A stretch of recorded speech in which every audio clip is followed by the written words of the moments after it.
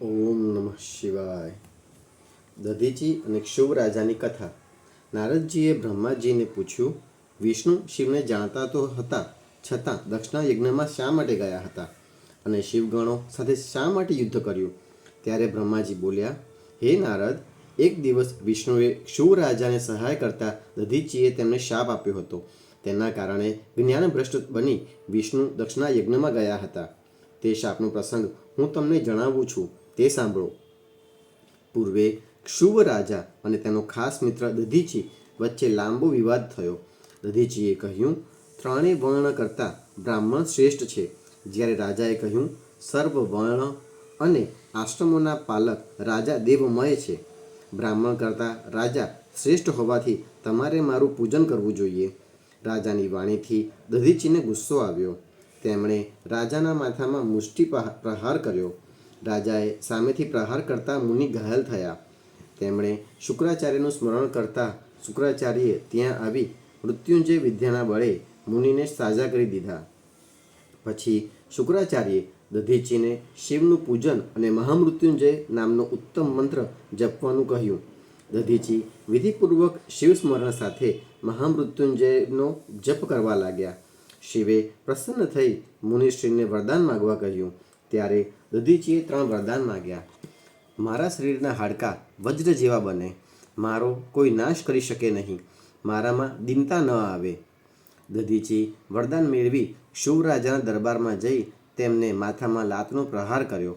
આથી રાજાએ તેમના પર વજ્રનો પ્રહાર કર્યો, પરંતુ તે વાર નિષ્ફળ જતા ક્ષુભ રાજા વિષ્ણુની આરાધના કરવા લાગ્યા.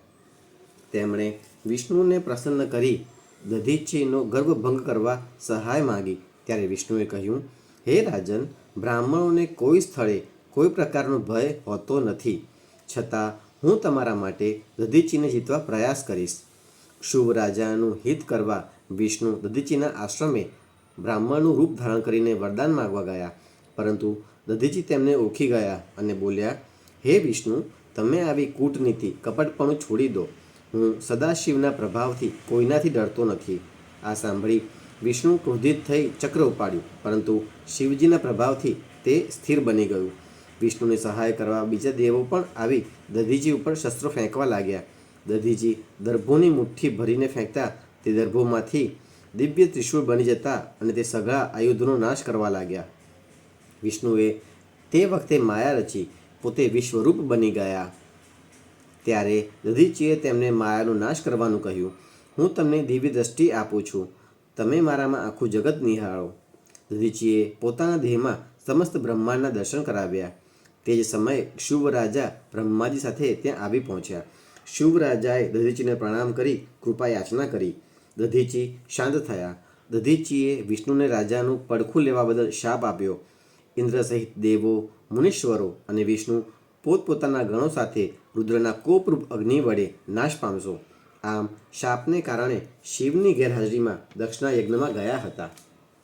ત્યારબાદ બ્રહ્માજીએ વિષ્ણુને યજ્ઞને પૂર્ણ કરવા અને સર્વ મુનિઓને સુખી કરવા વિનવતા વિષ્ણુએ કહ્યું, આપણે સર્વે આ માટે મહાદેવજીને શરણે જવું જોઈએ અને તેમની ક્ષમા માગવી જોઈએ. બ્રહ્મા, વિષ્ણુ તથા અન્ય દેવો કૈલાસ પર્વત પર ગયા. શિવજી વડ નીચે બેઠા હતા.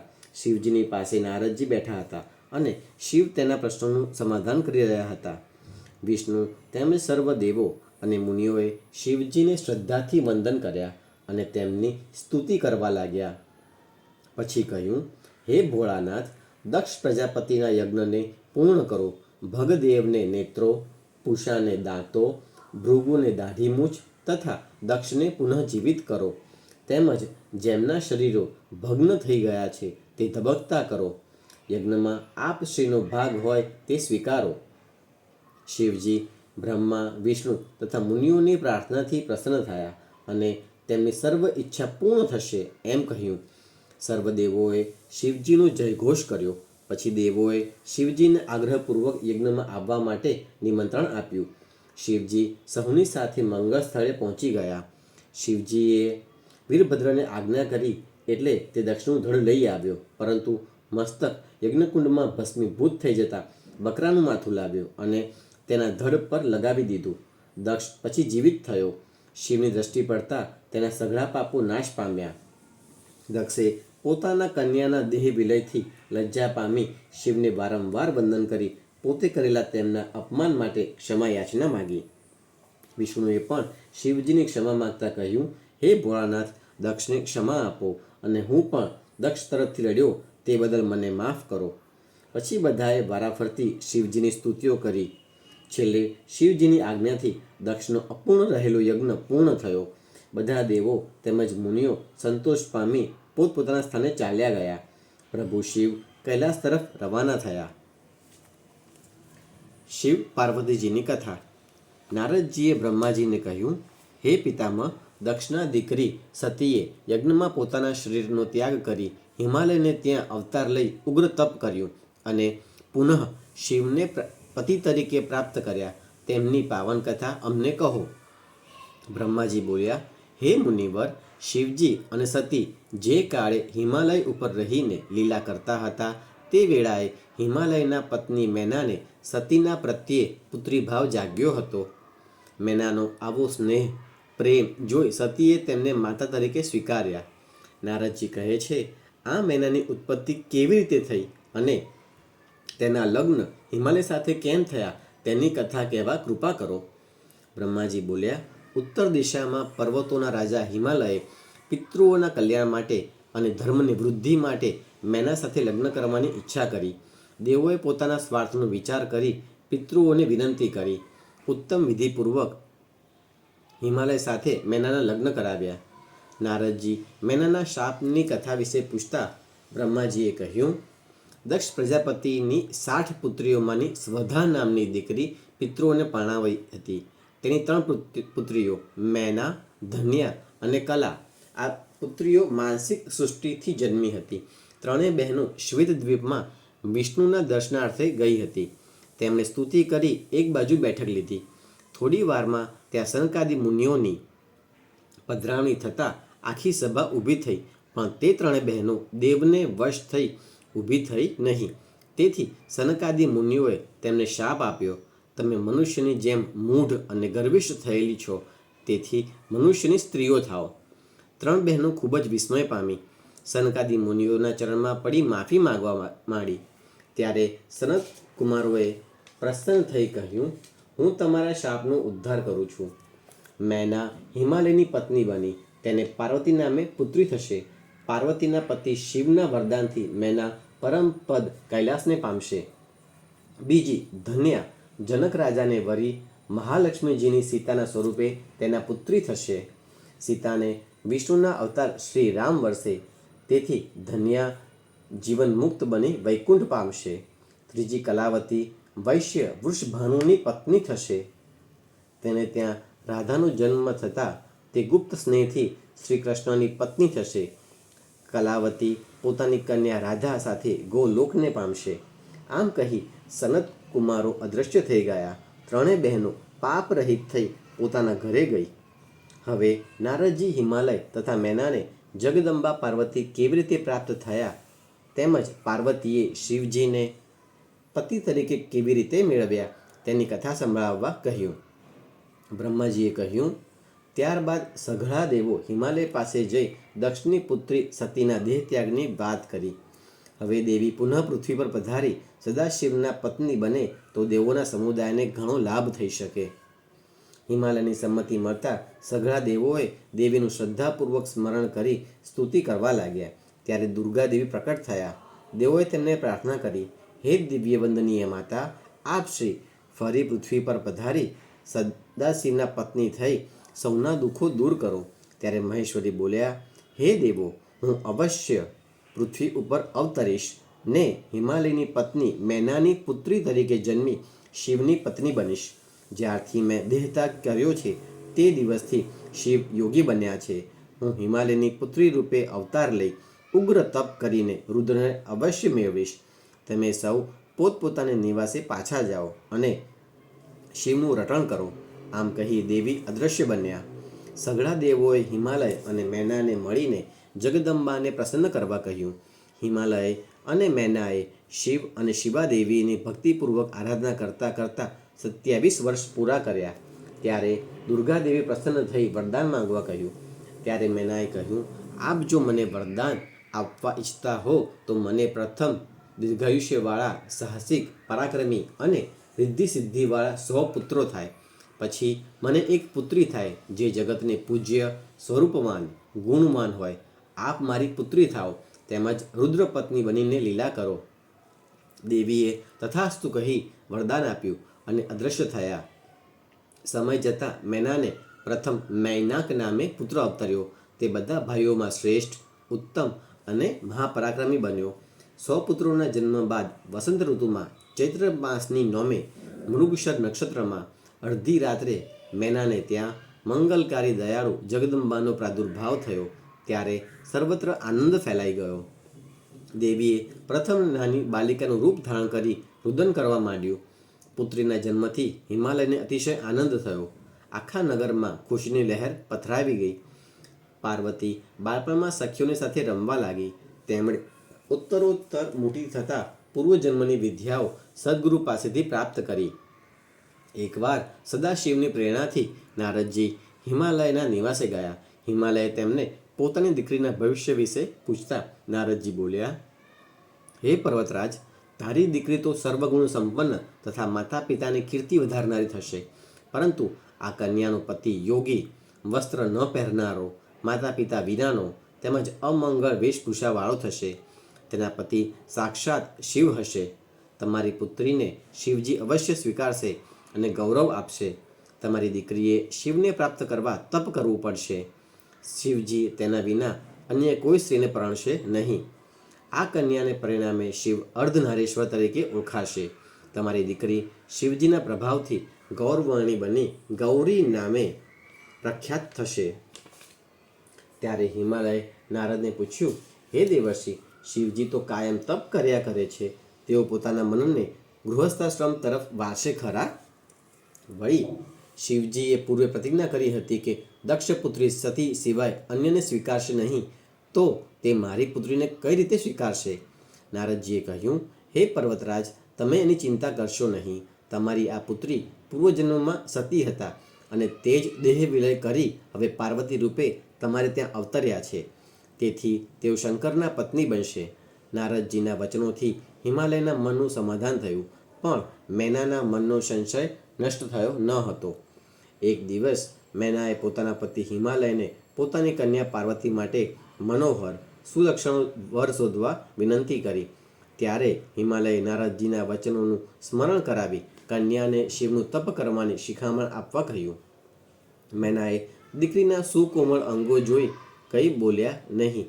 એ વખતે પુત્રીએ માતાને જણાવ્યું, માતા, મને પરોઢિયાના સ્વપ્નમાં એક બ્રાહ્મણે આવી ઉપદેશ આપ્યો કે મારે સદાશિવનું ઉત્તમ તપ કરવું હિતકારી છે. પિતા હિમાલયે પણ પોતાને આવેલ પાછલી રાતના સ્વપ્નની વાત જણાવી ને પાર્વતીને તપ કરવા કહ્યું. આથી પાર્વતીએ 2 સખી સાથે આવી શિવની સેવા દ્વારા તપશ્ચર્યા શરૂ કરી. દેવોએ શિવ પાસે કામદેવને રતિ સાથે મોકલી. શિવને મોહમાં પાડવા પ્રયત્ન કર્યો, પરંતુ શિવે ત્રીજા નેત્ર દ્વારા તેને બાળીને ભસ્મ કરી દીધો.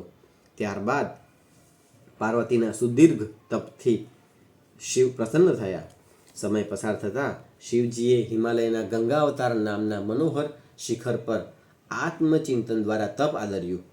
ત્યારે હિમાલય પોતાના સહપરિવાર સાથે તેમના દર્શને આવી તેમનું ભક્તિપૂર્વક પૂજન વંદન કરી સ્તુતિ કરી. હિમાલયે કહ્યું, હે દેવાધિદેવ, આપ શ્રીની સેવા કરવા માટે હું તત્પર છું.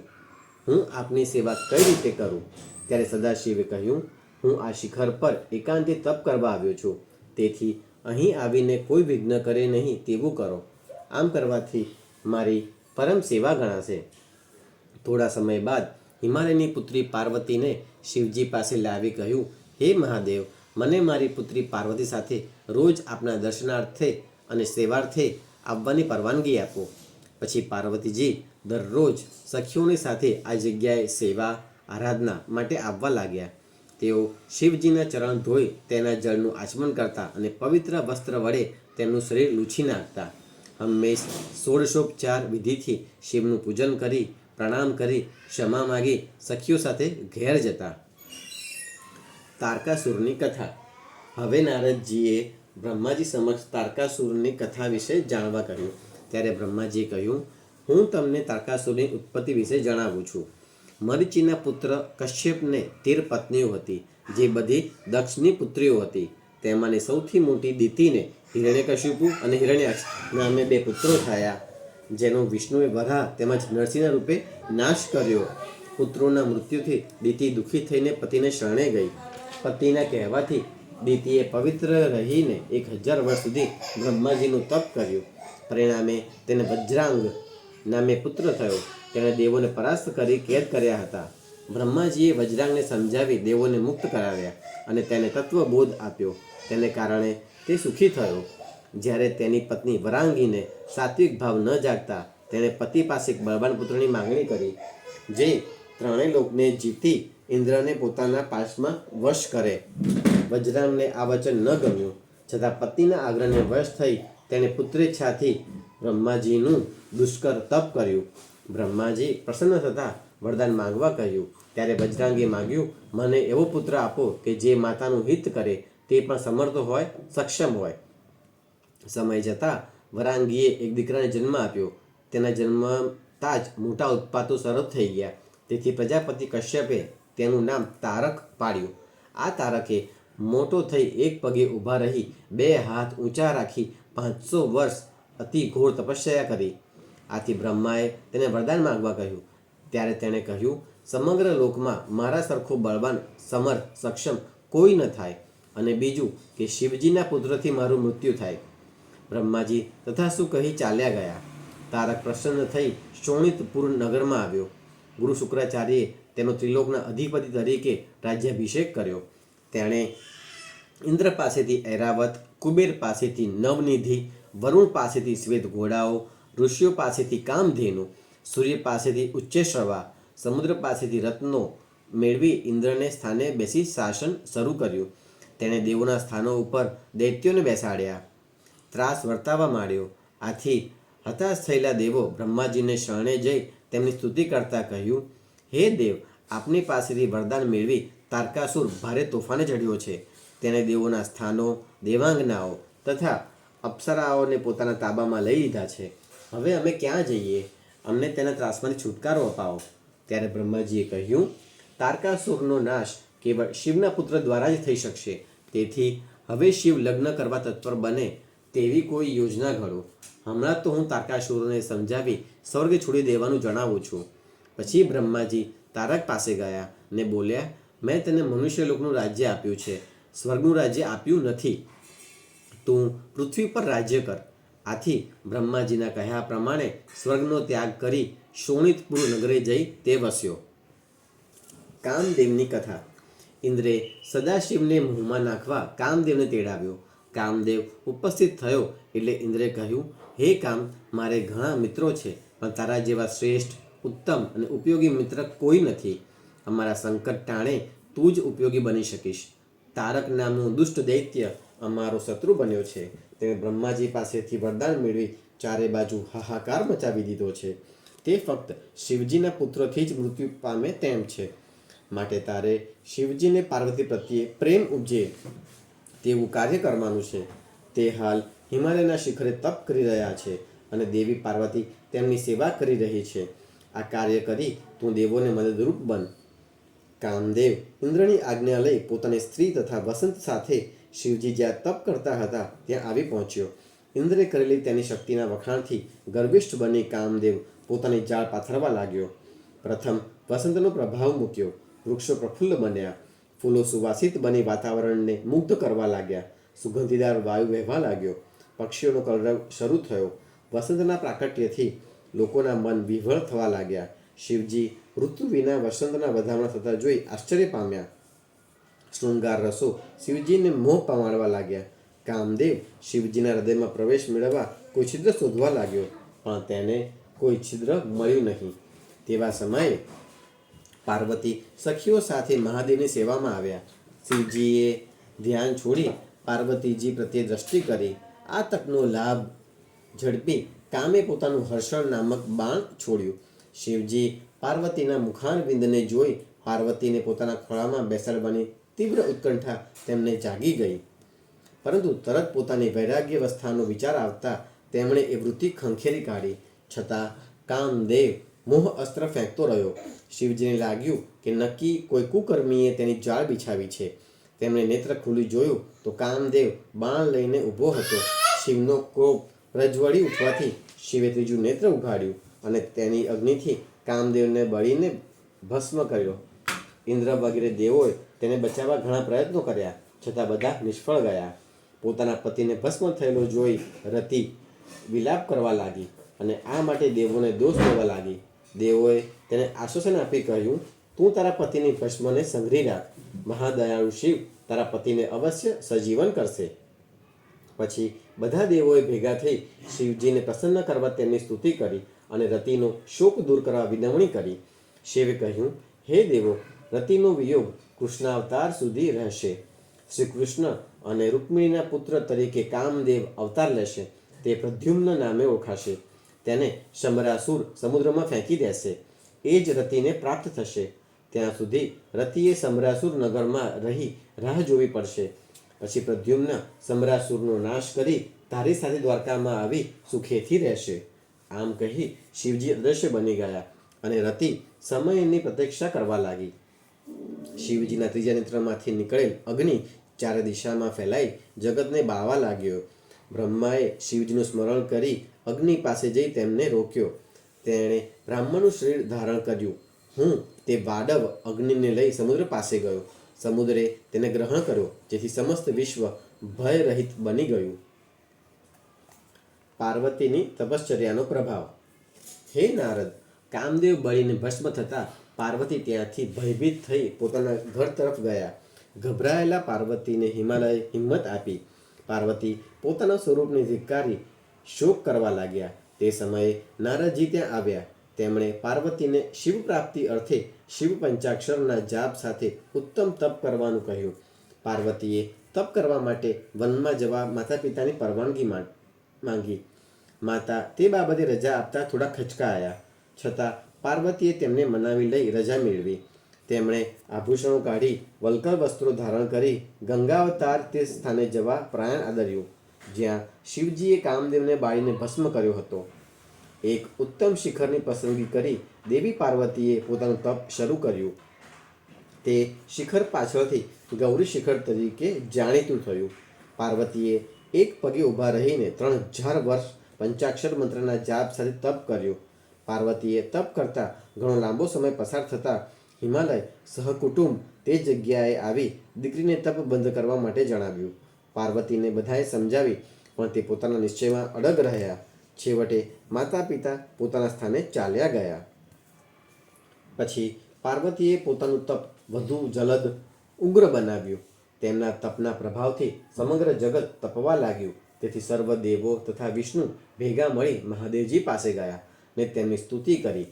પાર્વતીના પાણી ગ્રહણ માટે કૃપા કરવા વિનંતી કરવા લાગ્યા, જેથી તેમનો પુત્ર તારકાસુરને મારી સર્વને સુખી કરી શકે. શિવજીએ દેવોને તારકાસુરના ત્રાસમાંથી મુક્ત કરવા પુત્રોત્પત્તિ અર્થે પાર્વતી સાથે વિવાહ કરવા સંમતિ આપી. પછી સદાશિવે પાર્વતીના તપની પરીક્ષા કરવા માટે સપ્તર્ષિઓનું સ્મરણ કરતા તેઓ હાજર થયા. શિવજીએ તેમને ગૌરી શિખર પર પાર્વતીની કસોટી કરવાનું કહ્યું. શિવજીની આજ્ઞા મેળવી મુનિઓ ગૌરી શિખર પર આવ્યા. તેમણે દેવી શિવાને તપ કરતા જોઈ નમસ્કાર કર્યા અને બોલ્યા, હે પર્વતપુત્રી, તમે આવું કઠિન તપ શા માટે કરો છો? તમે શું ફળ ઝંખો છો? ત્યારે પાર્વતીએ કહ્યું, હે વંદનીય મુનિશ્રીઓ, હું નારદજીની આજ્ઞાથી શિવજીને પતિ તરીકે પામવા માટે આ કઠિન તપ કરું છું. સપ્તર્ષિઓ બોલ્યા, નારદજીની વાત માનીને તેમ કરવાથી તમને ઇષ્ટ પ્રાપ્તિ થવાને બદલે નુકસાન થશે. તે તો જુઠ્ઠો અને પારકાની ચિંતા કરનાર છે. તેણે અગાઉ ચિત્રકેતુ નામે વિદ્યાધરને ઉપદેશ આપીને તેના ઘરને છિન્ન ભિન્ન કરી નાખ્યું હતું. તમે તેના ઉપદેશથી મૂર્ખ બન્યા છો. અતિ ઉદાસ, નિર્વિકાર, ભૂતનાથ જેવા વસ્ત્ર વિનાના, ઘર વિનાના શિવજીએ સતીનો પણ ત્યાગ કર્યો હતો. તમે તપ છોડી પોતાને નિવાસે પાછા ફરી વિષ્ણુ જેવા ગુણ સંપન્ન દેવ સાથે વિવાહ કરી લો. સપ્તર્ષિઓના વચન સાંભળી પાર્વતી બોલ્યા, મારું તપ અડગ છે. દેવર્ષિ નારદજીના વચન મારા માટે હિતકારી છે. ગુરુ કૃપાથી હું શિવને સત્ય સ્વરૂપે જાણું છું. કદાચ શિવજી મારી સાથે વિવાહ નહીં કરે તો હું સર્વદા અવિવાહિત રહીશ. સૂરજ પશ્ચિમમાં ઉગે પણ મારી હઠ છૂટશે નહીં. સપ્તર્ષિઓએ શિવજી પાસે આવી પાર્વતીની અડગતાની વાત કરી. હવે શિવજીએ જાતે દેવી પાર્વતીના તપની કસોટી કરવાનો વિચાર કર્યો. તેઓ બ્રહ્મચારીના રૂપે છત્રી અને દંડ ધારણ કરી પાર્વતી પાસે આવ્યા. પાર્વતીએ તેજસ્વી બ્રાહ્મણનું સ્વાગત કર્યું. બ્રાહ્મણે પૂછ્યું, દેવી, તમે આ સુમસામ વનમાં કોનું તપ કરો છો? ત્યારે પાર્વતીએ કહ્યું, હે બ્રાહ્મણ, હું હિમાલયની દીકરી પાર્વતી શંકરને પતિ તરીકે પ્રાપ્ત કરવા માટે આ વનમાં તપ કરી રહી છું. હું અગાઉના જન્મમાં દક્ષ પુત્રી સતી હતી. મારા પતિદેવ શિવજીને મારા પિતા દક્ષે નિંદા કરી, તેથી મેં યોગ બળે દેહત્યાગ કર્યો. આ જન્મમાં શિવજી મને મળ્યા, પણ તેઓ મને ત્યજી દઈ કામદેવને ભસ્મ કરી જતા રહ્યા. ત્યારથી હું તેમને પ્રાપ્ત કરવા માટે આવું કઠિન તપ કરી રહી છું. પરંતુ હજી સદાશિવ પ્રસન્ન ન થવાથી હું બીજા જન્મે શિવને પતિરૂપે મેળવવા અગ્નિ પ્રવેશ કરું છું. આમ કહી પાર્વતી અગ્નિ પ્રવેશ મેળવવા માટે સાબદા થયા. પરંતુ બ્રાહ્મણના પ્રભાવથી પ્રકટ થયેલો અગ્નિ સાવ શીતળ બની ગયો. ત્યારે બ્રાહ્મણે હસતા હસતા કહ્યું, કઠોર તપ અને અગ્નિ પ્રવેશ કરવા છતાં તારું શરીર બળ્યું નહીં. તમે જેમને પ્રાપ્ત કરવા માંગો છો તે શિવ ભસ્મથી લેપાયેલા, જટાધારી, બેડોળ અને બિહામનું રૂપ ધારણ કરે છે. તમારું આવું શ્રેષ્ઠ રૂપ શિવને યોગ્ય નથી. તમે જોયું કે તમારો અનાદર કરીને કામદેવને બાળીને તેઓ બીજે જતા રહ્યા. આવા વૈરાગીની સાથે જીવન જોડવું ઠીક નથી. માટે તમે મનને પાછું વાળી ઘેર જઈ શાંતિથી જીવન પસાર કરો. આ સાંભળી પાર્વતી ક્રોધે ભરાઈ બોલ્યા, તમે બ્રહ્મચારીના સ્વરૂપે આવી મને ઊંધું કહો છો. શંકરના સ્વરૂપને હું સારી રીતે જાણું છું. તમે અહીંથી જતા રહો, નહીંતર શિવજીની નિંદા કરનારને જીવતો રહેવા દેવાય નહીં. શિવજી તો નિર્ગુણ બ્રહ્મ છે. તેમનું ભજન કરવાથી નિર્ભયતા મળે છે. શિવજી મહાન દેવ છે. તેમના સ્મરણ માત્રથી સર્વનું કલ્યાણ થાય છે. હું સાત્વિક દ્રષ્ટિથી વિચાર કરીને જ શિવને મેળવવા તપ કરી રહી છું. આમ કહી પાર્વતીએ તે બ્રાહ્મણને શિવની નિંદા કરતા અટકાવવા પોતાની સખી વિજયાને કહ્યું, આ દુષ્ટ બ્રાહ્મણ જો ફરીથી શંકરની નિંદા કરે તો તેને કોઈ પણ રીતે અટકાવી દેજે. કારણ શિવ નિંદા સાંભળનારને પણ પાપ લાગે છે.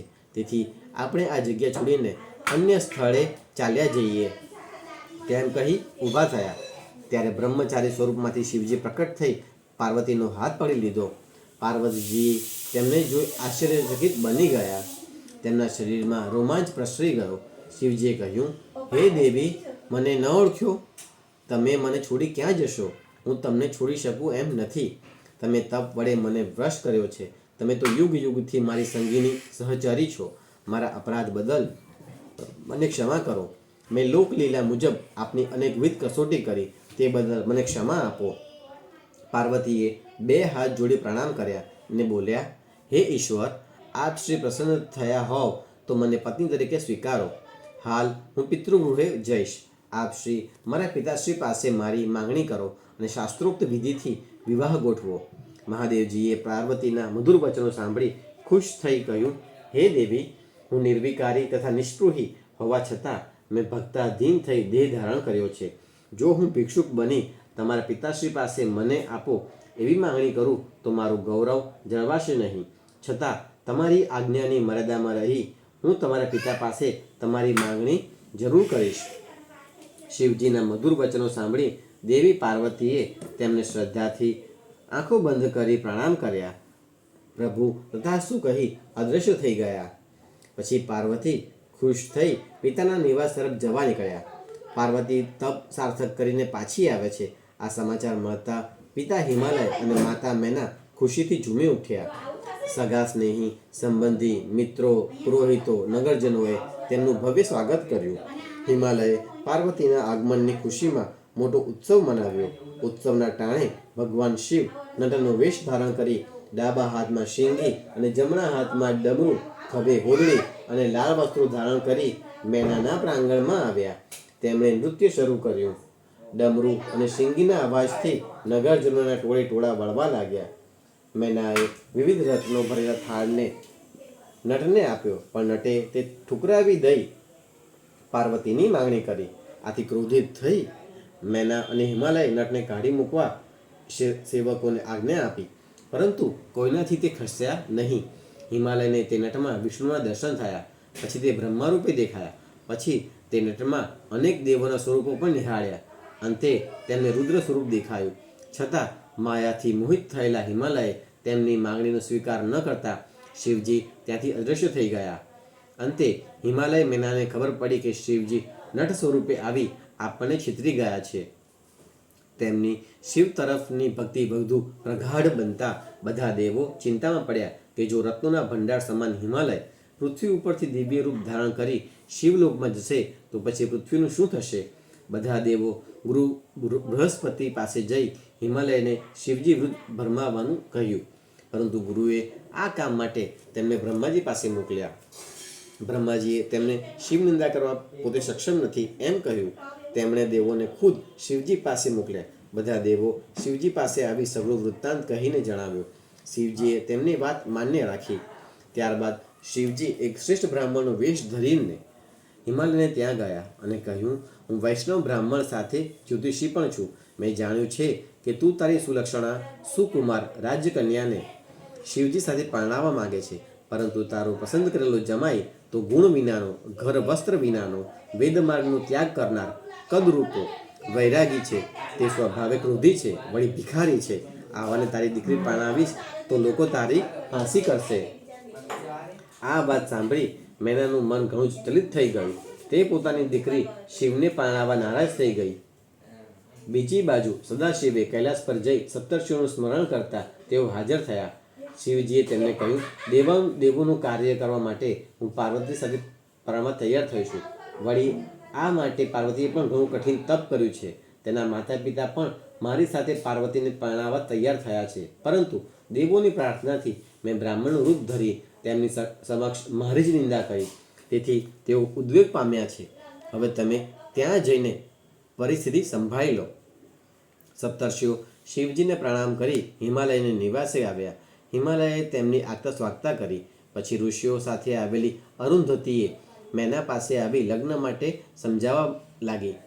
ઋષિઓએ હિમાલયને કહ્યું, તું તારી દીકરીને શિવજી સાથે પરણાવી તેમનો સસરો થા. તારી દીકરીએ પણ શિવજીને પરણવા ઘણું કઠિન તપ કર્યું છે. શિવજી પણ દેવોની વિનંતીથી પરણવા તૈયાર થયા છે. માટે હવે તું તત્કાળ વિવાહની યોજના કર. આ માટે વશિષ્ઠ ઋષિએ હિમાલય અને મેનાને ઘણા દ્રષ્ટાંતો આપ્યા. પછી હિમાલય અને મેના બંને લગ્ન માટે રાજી થયા. ઋષિઓએ મુહૂર્ત કાઢ્યું. 7 દિવસ પછી માગસર માસના સોમવારે રોહિણી નક્ષત્રમાં સર્વગ્રહોનો સુંદર યોગ છે. તે દિવસે તું શિવને તારું કન્યાદાન કરી ધન્ય બન. સપ્તર્ષિઓએ પાર્વતીજીને આશીર્વાદ આપ્યા. પછી સંતોષ પામી તેઓ કૈલાસ પર આવી બધી વિગત શિવજીને કહી જણાવી. પર્વતરાજે પાર્વતીને પરણાવવાનું પણ વચન આપ્યું છે. તે જણાવ્યું, હે દેવાધિદેવ, હવે તમે તમામ દેવો અને સેવકગણો સાથે હિમાલયને ત્યાં લગ્ન માટે પ્રસ્થાન કરો. આ માટે સત્વરે જ બધાને તેડાવો. આમ કહી સપ્તર્ષિઓ તેમના સ્થાને ચાલ્યા ગયા. આ બાજુ હિમાલય પોતાના પુરોહિત ગર્ગાચાર્યને તેડાવી લગ્ન પત્રિકા લખાવી. પછી કૈલાસ પર જઈ શિવજીને તિલક કરી ભેટ સામગ્રી આપી લગ્ન પત્રિકા અર્પણ કરી. હિમાલયે દેશ દેશથી સગા સ્નેહીઓ, કુટુંબીઓને આમંત્રણ આપ્યું. તેમણે અનાજ, કઠોળ, મીઠાઈઓના ઢગલા ખડક્યા. ઘી, દૂધ, દહીં તેમજ માખણના સરોવરો છલકાવી દીધા. કિંમતી વસ્ત્રો, અલંકારો, મણિમુક્તા, રત્નો, હીરા, નીલમ, પરવાળા, સોના રૂપાના દાગીના તેમજ અનેક પ્રકારના નાના મોટા પદાર્થો તૈયાર કરાવ્યા. ભૂદેવોની શ્રેષ્ઠ કન્યાઓ તેમજ સ્ત્રીઓને આગળ કરી પાર્વતીજીના મંગળ સંસ્કાર કર્યા. તે સમયે વાતાવરણ મંગલમય બની ગયું. ધીરે ધીરે સગા સ્નેહીઓ પણ આ શોભામાં અભિવૃદ્ધિ કરવા આવવા લાગ્યા. દરેક પર્વતરાજ પોતાના કુટુંબ સાથે અનેક ભેટ સોગાદો લઈને આવવા લાગ્યા. આ ઉપરાંત અનેક પર્વત કન્યાઓ તેમજ ગંગા, યમુના જેવી નદીઓ પણ લગ્નમાં ભાગ લેવા આવી. હિમાલયે સૌનું સ્વાગત કર્યું અને સૌને યોગ્ય ઉતારા આપ્યા. પછી હિમાલયે વિશ્વકર્માને તેડાવી મનોહર મંડપ તથા વિશાળ વેદિકા તૈયાર કરવાની આજ્ઞા આપી. વિશ્વકર્માએ આશ્ચર્યકારક મંડપ તથા વેદિકાની રચના કરી. વળી દેવોના ઉતારા માટે તેમના લોકના જેવા જ આવાસો ઊભા કરી આપ્યા. વળી બ્રહ્મલોક, વૈકુંઠલોક તેમજ ઇન્દ્રલોકના સ્વર્ગને પણ આબેહૂબ ઊભું કર્યું. શિવલોક જેવા શિવ મંદિરો પણ ઊભા કર્યા. આમ તમામ પ્રકારની તૈયારી સાથે હિમાલય શિવજીના આગમનની પ્રતીક્ષા કરવા લાગ્યા. શિવજીએ લગ્ન પત્રિકા સ્વીકારી ખૂબ પ્રસન્ન થયા. તેમણે નારદજીને યાદ કરી પોતાના પતિ વિષ્ણુ સહિત સર્વ દેવો, સર્વ મુનિઓ, સિદ્ધો, મહારથીઓ, સજ્જનો, સદગૃહસ્થો, ત્યાગીઓ, દિવ્યાત્માઓ વગેરેને આમંત્રણ આપવાનું કહ્યું. નારદજી સર્વને આમંત્રણ આપી પાછા કૈલાસમાં આવ્યા. શિવજીએ તમામ ગણોને આજ્ઞા કરી તમામ અતિથિઓને આવકારી તેમને ઉત્તમ ઉતારા આપવા. આમંત્રણ મળતા જ સર્વ દેવો કૈલાસ પર આવી પહોંચ્યા અને શિવજીને વંદન કરી પોતાના સ્થાનમાં જવા લાગ્યા. કૈલાસ પર દેવાંગનાઓ પ્રસન્નતાથી નૃત્ય કરવા લાગી. ગંધર્વો ગાનમાં રત બન્યા. કૈલાસ પર ગીતોથી મધુર મંગલ વાતાવરણ સર્જાઈ ગયું. વિવાહને દિવસે માતૃકાઓ વિવિધ આભૂષણોથી શિવજીને શણગારવા લાગી. શિવના મસ્તક પર મુકુટને સ્થાને ચંદ્ર ગોઠવ્યો. લલાટમાંનું ત્રીજું નેત્ર તિલક બની ગયું. સર્પોના કુંડળ અને રત્નહાર બન્યા. ભસ્મનું સુગંધી વિલેપન થયું. ગજચર્મ રેશમી વસ્ત્ર બની ગયું. આમ સદાશિવનું દિવ્ય રૂપ અદ્ભુત હતું. વિવિધ વસ્ત્રાભૂષણોથી સુહામણા બનેલા શિવને વિષ્ણુએ કહ્યું, હે મહાદેવ, આપ ગુરુસૂત્ર અનુસાર વિધિપૂર્વક લગ્ન કરજો, જેથી જગતમાં તે વિધિ આવકાર્ય બને. ગુહ્ય સૂત્રમાં કરેલા વિધાન મુજબ આપ શ્રી મંડપ સ્થાનમાં તેમજ નંદી શ્રાદ્ધ કરાવો. શિવજી સંબંધ થતાં બ્રહ્મદેવે સઘળી વિધિ કરાવી. બધા ઋષિમુનિઓએ વેદ વેદાંત મુજબ મંગલ કાર્યો કરવા માંડ્યા. વિઘ્નોની શાંતિ માટે ગ્રહોનું અને દેવોનું પૂજન કર્યું. શિવજી સર્વ દેવો તથા ઋષિઓને વંદન કરી ઉત્તમ મુહૂર્તમાં સર્વને આગળ કરી ધામધૂમથી પરણવા નીકળ્યા. શિવજીએ વરયાત્રામાં પોતાના મહત્વના ગણોને પણ સાથે લીધા હતા. તે બધા 1000 હાથ ધરાવતા, જટા મુકુટવાળા, શક્તિશાળી, 3 નેત્રોવાળા, રુદ્રાક્ષના આભૂષણો ધરાવતા, કુંડળો, બાજુબંધ અને હાર ધરાવતા હતા. તે વખતે ચંડી દેવી રુદ્રની બહેન બની મસ્તકે સોનાનું કળશ ધારણ કરી આવી. તેનું ભૂત સૈન્ય આશ્ચર્ય જન્માવતું હતું. વરયાત્રામાં ડબરૂનો નાદ, ભેરીનો ગડગડાટ અને શંખોની ગર્જના આ મંગલ અવસરને વધુ મંગલમય બનાવતા હતા. તે વેળા વિષ્ણુદેવ ગરુડની સવારીએ, બ્રહ્માજી હંસ ઉપર અને ઇન્દ્ર ઐરાવત હાથી ઉપર શોભતા હતા. સઘળી જગન્માતાઓ, દેવકન્યાઓ તેમજ દેવપત્નીઓ શિવજીના અનુરૂપ મંગલ ગીતો ગાતી હતી. શિવજી સ્ફટિક જેવા સફેદ પોઢિયા પર આરૂઢ થઈ ભવ્ય દિસતા હતા. ભગવાન વિષ્ણુએ જાન આગમનના સમાચાર નારદજી સાથે અગાઉથી મોકલતા નારદ મંડપની નીચે આવ્યા. તેઓ આવો અદ્વિતીય મંડપ જોઈ આભાજ બની ગયા. હિમાલયે જાનના સ્વાગત માટે નારદજી સાથે મૈનાક તેમજ અન્ય પર્વતોને મોકલ્યા. દેવ સમૂહ સાથે શિવજીએ નગરના દ્વારમાં પ્રવેશ કરતા ચોમેર આનંદ પથરાઈ ગયો. હિમાલયે પર્વતો તથા ભૂદેવોનું સામયું કરવા માટે મોકલ્યા અને પોતે પણ શિવજીના દર્શનાર્થે આવ્યા. શિવજીની વિશાળ જાન જોઈને ખૂબ જ હર્ષ પામ્યા. તેમણે શિવજીને પ્રણામ કર્યા. નંદી પર આરૂઢ થયેલા શિવજીની સેવામાં સુરેશ્વર ગણો ચામર સાથે ઉપસ્થિત હતા. એમની જમણી બાજુ વિષ્ણુ અને ડાબી બાજુએ બ્રહ્મા તથા પાછળ ઇન્દ્ર હતા. બધા દેવો આનંદિત થઈ શિવજીની સ્તુતિ કરતા હતા. શિવજી પોતે બ્રહ્મ સ્વરૂપ નિરાકાર હોવા છતાં લોકકલ્યાણ હેતુ શરીર ધારણ કર્યું હતું. હિમાલયે સૌને પ્રણામ કરી આવકાર્યા. મેના વરયાત્રામાં પધારે પોતાની પુત્રીના સ્વામીને નિહાળવાની ઈચ્છા કરતા નારદજી તેમને અગાસી ઉપર લઈ ગયા. તે વખતે સદાશિવને થયું કે મેનાને અહંકાર થયો છે, તેથી તેમણે અદ્ભુત લીલા કરવાનો વિચાર કર્યો. તેમણે સર્વદેવોને આગળ મોકલી પોતે પાછળ રહ્યા. વિવિધ વાહનો પર સવાર થયેલ વસુ વગેરે ગંધર્વો, મણિગ્રીવાદી યક્ષ, અગ્નિ, યમદેવ, વરુણદેવ, કુબેર, ચંદ્ર, ભૃગુ વગેરે મુનિઓ, સૂર્ય અને બ્રહ્માના દર્શન મેનાને થયા. જેમના સોહામણા રૂપ જોઈ તે વિચારવા લાગી કે જેમના ગણો આટલા સુંદર છે તે સ્વયં શિવ કેટલા સૌંદર્યયુક્ત હશે. પછી મેનાની નજરે વિષ્ણુદેવ ચડ્યા. તેમનું રૂપ લાવણ્ય જોઈ મેનાની આંખો અંજાઈ ગઈ. તેનાથી બોલાઈ ગયું કે નક્કી આ જ પાર્વતીના પતિ શંકર. નારદજીએ તેમનો ભ્રમ દૂર કરી કહ્યું, આ તો વિષ્ણુ ભગવાન છે. ભગવાન શિવ તો તેમનાથી પણ અધિક સુંદર છે. હવે મેનાની શિવજીને જોવાની તત્પરતા વધી ગઈ. નારદજીએ કહ્યું, હવે શિવજીની સવારી આવી રહી છે. રુદ્રસેનામાં અવનવા ભૂતો, પ્રેતો તેમજ અનેક વાનર મુખા ગણો હતા, જેઓમાં કોઈ બેડોળ, કદરૂપા, ચિત્ર વિચિત્ર, કોઈ આંધળા, કોઈ અપંગ, તો કોઈ અનેક હાથવાળા, કેટલાક માથા વગરના, કેટલાક હાથ વિનાના, કેટલાક હોઠ વગરના, કેટલાક કાન વગરના, આ બધા અતિ ભયંકર અને બિહામણા લાગતા હતા. આવા વિચિત્ર ગણોની વચ્ચે પોઠિયા પર આરૂઢ થયેલા પંચમુખી, 10 હસ્તધારી, ત્રિનેત્રવાળા, ભસ્મથી શોભતા, જટાધારી, મુકુટમાં ચંદ્ર, વાઘાંબર અને પિનાક તથા ત્રિશૂળ ધારણ કરેલા શિવજીને મેનાએ જોયા. જમાઈનું આવું રૂપ જોઈ મેના ડરી ગયા. નારદજીએ આંગળી ચીંધી શિવજીને બતાવ્યા કે મેના ચક્કર ખાઈ ઢળી પડતા મૂર્છા આવી ગઈ છે. મેના હોશમાં આવતા ચિંતાગ્રસ્ત બની નારદજી પર ગુસ્સે થઈને બોલ્યા, હે નારદ, તમે મારી દીકરીને ભરમાવી તેની પાસે ભજન પૂજન કરાવ્યું. આવો કદરૂપો જમાઈ આપી તમે અમને છેતર્યા છે. પેલા ઋષિઓ અને અરુંધતીએ પણ અમારી સાથે કપટ કર્યું છે. તેણે પાસે ઊભેલી પાર્વતીને કહ્યું, હે દીકરી, તને આવું તે શું સૂઝ્યું? સોનાના બદલે કાચના ટુકડાને કેમ પસંદ કર્યો? તે આવા શ્રેષ્ઠ દેવોને તજી શિવનું તપ શા માટે કર્યું? ધિક્કાર છે તને અને તારી બુદ્ધિને. તારે લીધે મારું જીવન નષ્ટ થઈ ગયું.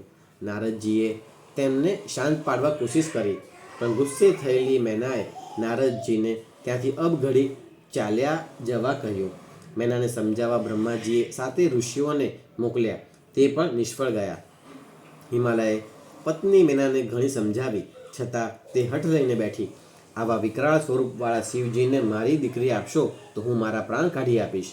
દીકરી પાર્વતીએ પણ માતાને સમજાવી, છતાં તે માની નહીં. એટલે પાર્વતીએ પોતાનો અડગ નિર્ણય જણાવ્યો. મન, વચન અને કર્મથી સદાશિવને પતિદેવ તરીકે સ્વીકાર્યા છે. હું બીજા કોઈને વરવાની નથી. માતાએ દાંત કચકચાવી દીકરી પર મુષ્ટિ પ્રહાર કરવા લાગ્યા. પછી ખુદ બ્રહ્માજી મેનાને સમજાવવા આવ્યા. હે મેના, શિવજી તો સમગ્ર જગતના સર્જનહાર, પાલનહાર અને સંહારનાર દેવ છે. તું તેમને સંપૂર્ણપણે જાણતી નથી, તેથી દુઃખી થાય છે. મેનાએ તેમની સલાહ પણ સ્વીકારી નહીં. અંતે વિષ્ણુ આવ્યા અને કહ્યું, હે દીકરી, શિવજી તો નિર્ગુણ અને સગુણ પણ છે. તેમને એક રૂપ નથી, તે રૂપ વિનાના સર્વોત્તમ રૂપના ભંડાર છે. તું આ ટાણે શોક ત્યજી ઊભી થા. ત્યારે મેનાએ કહ્યું, જો શિવજી સુંદર રૂપ ધારણ કરે તો હું મારી કન્યા પાર્વતી એમને પરણાવીશ. વિષ્ણુએ નારદજીને શિવજી પાસે મોકલી માયા સંકળી લેવા માટે કહ્યું. નારદજી શિવજી પાસે આવી વિષ્ણુનો સંદેશો ગયો. શિવજીએ અદ્ભુત નયનરમ્ય અને મનોહર રૂપ ધારણ કર્યું. મેનાએ સદાશિવના તે મનોહર રૂપના દર્શન કરી દંગ બની ગઈ. તે દીકરીને મનોમન આશીર્વાદ આપવા લાગી. તું કેટલી ભાગ્યશાળી છે કે તારે કારણે આજે તેઓ મારે ત્યાં પધાર્યા છે. તેણે શિવજીની સ્તુતિ કરી, ક્ષમા માગી. નગરની અન્ય સ્ત્રીઓ પણ શિવના અલૌકિક રૂપના દર્શન કરી પાર્વતીના સૌભાગ્યની પ્રશંસા કરી એનું પૂજન કરવા લાગી. ત્યારબાદ મેનાએ અનેક દીવડાઓથી અલૌકિક રૂપ ધારી શિવજીની આરતી ઉતારી. પર્વતરાજના અંતઃપુરની સ્ત્રીઓ પાર્વતી સાથે કુળદેવી અંબિકાના પૂજનાર્થે નીકળી. તમામ દેવો અને ઋષિમુનિઓ આદ્યશક્તિ જગતજનની પાર્વતીને નિહાળીને ભક્તિપૂર્વક મસ્તક નમાવી પ્રણામ કર્યા. સદાશિવ પણ પાર્વતીને જોઈ ક્ષણભર માટે બધું ભૂલી ગયા. પછી દેવો પોતપોતાના આવાસોમાં ગયા. ત્યારબાદ વિષ્ણુ વગેરે દેવો શિવાદેવીને માટે ભેટો લઈને આવ્યા. શિવજીએ મોકલાવેલા વસ્ત્રાભૂષણોથી દેવી પાર્વતીને મંગળ સ્નાન પછી શણગારવામાં આવ્યા. અતિ સુંદર, મોહક, દિવ્ય વસ્ત્રો તેમના સૌંદર્યમાં વધારો કરી રહ્યા હતા. ગર્ગાચાર્યે લગ્ન માટે જમાઈને તેડવાની આજ્ઞા આપી. હિમાલયે શિવજીને લગ્ન મંડપમાં પધારવાનું આમંત્રણ આપ્યું. શિવજીએ મંગળ સ્નાન કરી દિવ્યાંબર ધારણ કર્યા. પોઠિયાને શણગારી તેના પર આરૂઢ થઈ શિવજી લગ્ન મંડપમાં આવ્યા. તે વખતે દેવોએ ઉત્સાહથી શિવજી પર પુષ્પવૃષ્ટિ કરી. અનેક સ્તુતિઓ થઈ. હિમાલયે હિતથી સૌનું સ્વાગત કર્યું. શિવજીની આરતી ઉતારી પ્રણામ કર્યા. સર્વ દેવોને રત્નોથી મળેલા આસનો આપ્યા. ગર્ગાચાર્યએ મધુપર્ક વિધિ કરાવ્યો. કન્યાદાનના મુહૂર્તનો સમય થતાં ગર્ગાચાર્યે ઓમકાર પૂર્વક પુણ્યવાચન શરૂ કર્યું. સદાશિવ તેમજ પાર્વતીને આસનો પર બેસાડ્યા.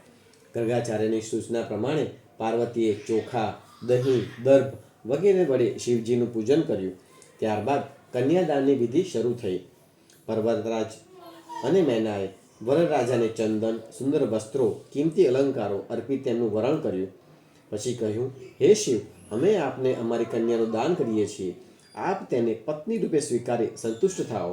આમ મંત્રોચ્ચાર સાથે હિમાલયે પોતાની કન્યાનો હાથ શિવજીના હાથમાં મૂક્યો. શિવજીએ પાર્વતીનો હાથ પોતાના હાથમાં ગ્રહણ કરી લીધો. તે સમયે ત્રણેય લોકમાં શિવ પાર્વતીના જયઘોષથી ગગન ગુંજી ઉઠ્યું.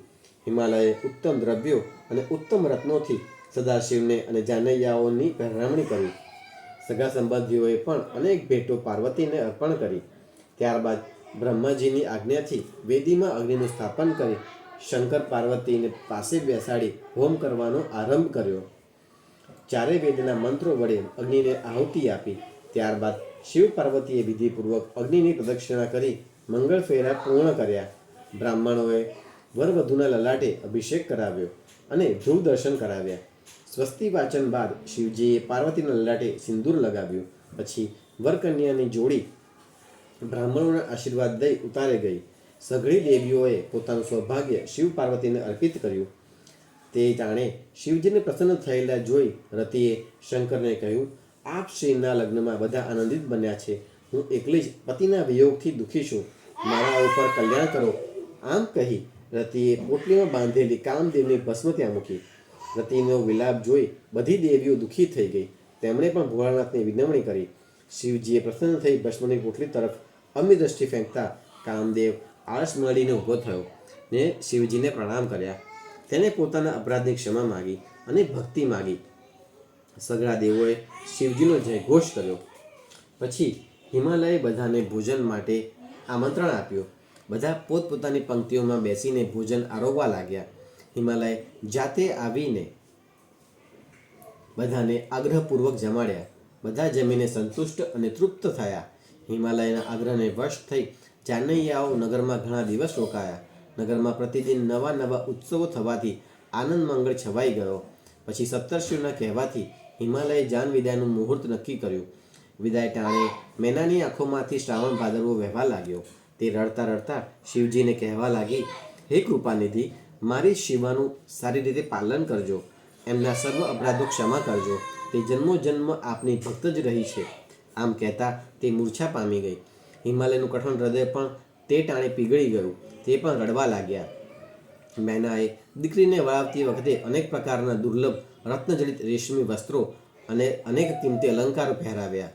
મેનાની ઈચ્છાથી એક પ્રૌઢ બ્રાહ્મણ પત્નીએ પાર્વતીને ઉપદેશ આપતા કહ્યું, હે શૈલપુત્રી, તું સાવિત્રી, લોપામુદ્રા, અનસૂયા, લક્ષ્મી, મેના જેવી પતિવ્રતા સ્ત્રી બની પતિને પરમેશ્વર માની સેવા કરી કલ્યાણમય ગતિ પ્રાપ્ત કરજે.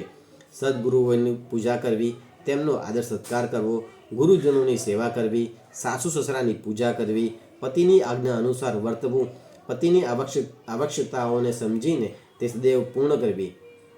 પતિ જ પતિવ્રતા સ્ત્રી માટે દેવ, ગુરુ, તીર્થ ને વ્રત સમાન છે. પતિવ્રતા સ્ત્રી તો ધન્ય છે. પતિવ્રતા પોતાનો ધર્મ પાળી તેના માતા પિતા તેમજ પોતાના કુળની ત્રણ પેઢીઓને સુખ પ્રાપ્તિ કરાવે છે. પતિ તપ છે તો પત્ની ક્ષમા છે. પતિ ફળ છે તો પત્ની એનું સત્કાર્ય છે. હે દેવી, તું તો સાક્ષાત જગદંબા છે. આ બધું તમને કહેવાનું ન હોય, પરંતુ લોકાચાર મુજબ મેં પતિવ્રતા ધર્મ તમને કહી સંભળાવ્યો. અંતે હિમાલય અને સર્વે સગા સંબંધીઓએ શિવને પ્રણામ કર્યા અને પાલખીમાં દુઃખી હૃદયે શિવ શિવાને વિદાય કર્યા. વિવાહ બાદ શંકર પાર્વતી કૈલાસ પર આવી સર્વ દેવો ગણોને ઉત્તમ પ્રકારની ભેટો આપી પ્રસન્ન કર્યા. મુનિઓને યોગ્ય દાનો આપી વળાવ્યા. તે પછી સદાશિવ પાર્વતીએ ગૃહસ્થાશ્રમનો આરંભ કર્યો. ઓમ નમઃ શિવાય.